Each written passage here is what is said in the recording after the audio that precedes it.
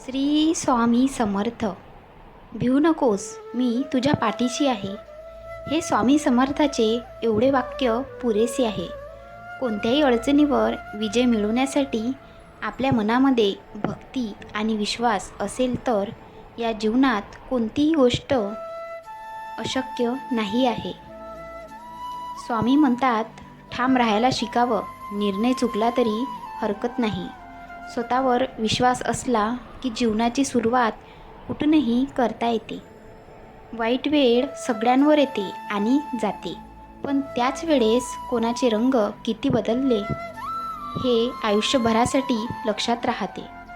तुमच्या आयुष्यात कधी कोणत्या अडचणी आल्या तर लोकांना सांगत बसू नका, ते त्याचा फायदा घेतील. माझा अनुभव हाच सांगतो, नेहमी शांतता चांगली. कारण नाजूक शब्दांनी लोक पटकन नाराज होतात. तुम्ही सहमत असाल तर होय म्हणा. माणसाचा चेहरा बदलला तर एवढा त्रास होत नाही, पण त्याचा स्वभाव बदलला की खूप त्रास होतो. आवडीचे लोक सवडीने वागायला लागले की नात्याला कवडीची किंमत राहत नाही. अशा लोकांपासून दूर राहा, जे तुम्हाला हृदयात नाही तर डोक्यात ठेवतात.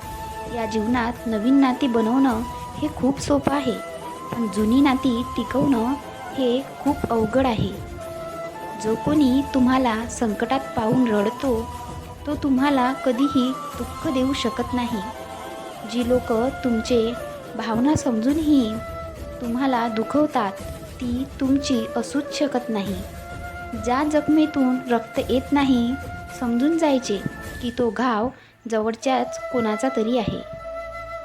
ज्या दिवशी तुम्ही तुमचं आयुष्य मन मोकळेपणाने जगलात तोच दिवस तुमचा आहे. बाकी सर्व तर कॅलेंडरच्या तारखा आहेत.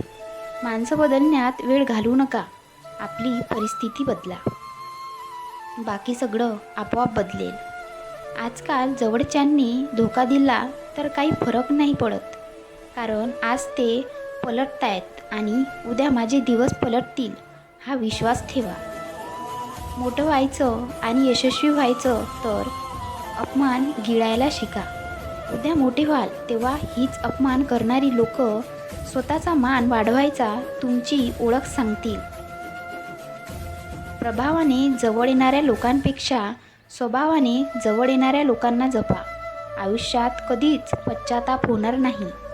वाईट वाटते जेव्हा आपण चुका करतो, पण सगळ्यात जास्त तेव्हा वाटते की त्या चुका आपण एका चुकीच्या व्यक्तीसाठी करतो. श्री स्वामी समर्थ म्हणतात, नको होऊ निराश, मी आहे तुझ्या जवळपास.